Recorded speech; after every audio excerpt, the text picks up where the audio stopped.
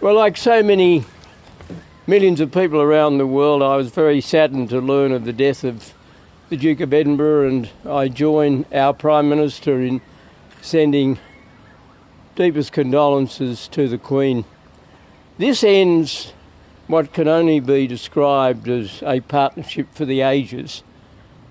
They were together for, 73 years.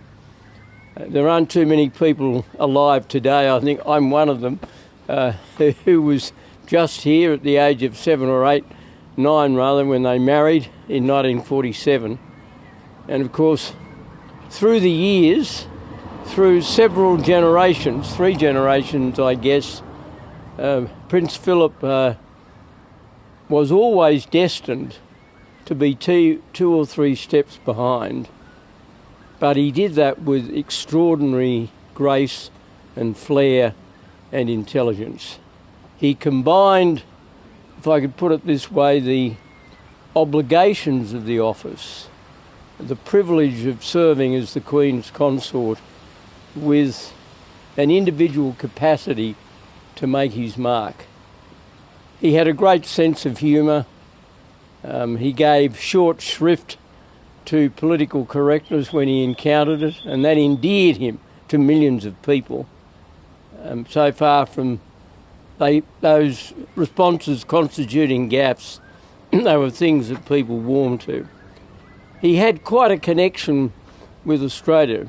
He visited Australia on 21 occasions, and I can recall that the last time my wife and I were honoured to be in the company of both the Queen and Prince Philip at an Order of Merit luncheon at Windsor Castle just under 2 years ago. He spoke quite affectionately to my wife of the years he'd spent in Australia as a young, or the time he'd spent in Australia as a young naval officer.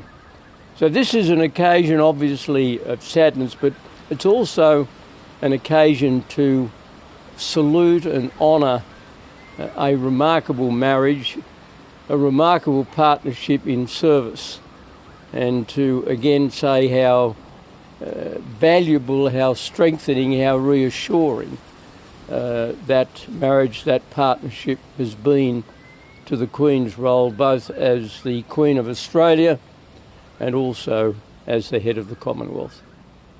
Mr. Howard, can you take us through your fondest memory of Prince Philip during his visits to Australia? Oh, I think his easy informality, and I just remember that there was always remarks about how long we'd all been around.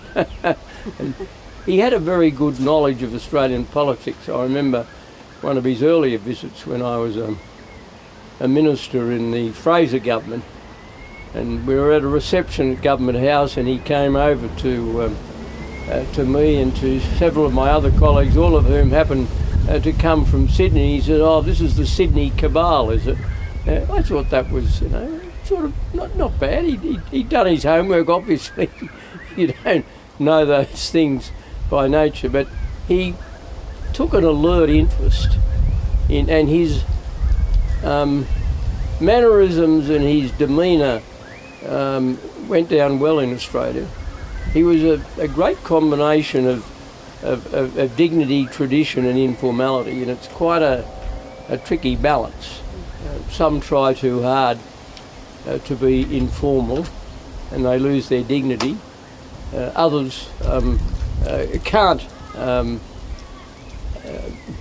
be informal. I mean, he did, to use that wonderful expression, was it, of Kipling, about walk with princes yet keep the common touch, and he did that brilliantly.